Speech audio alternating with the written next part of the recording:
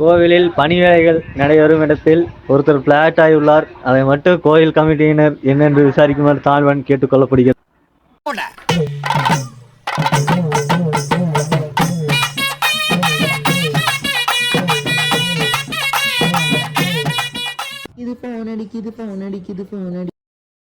மிக்க நன்றி தகவல் தெரிவித்ததற்காக.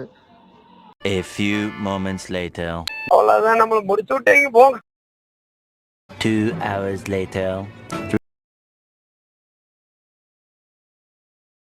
போதையின் பாதையிலிருந்து மீண்டு களப்பணியில் ஈடுபட்டுக் கொண்டிருக்கிற நந்தகுமார் அவரை வாழ்த்தி கமிட்டியினர் ஏதாவது சிறப்பாக செய்து தருமாறு தாழ்வன் கேட்டுக் கொள்ளப்படுகிறது. 3 hours later.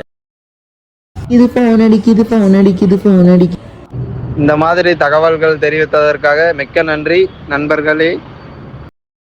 2000 years later.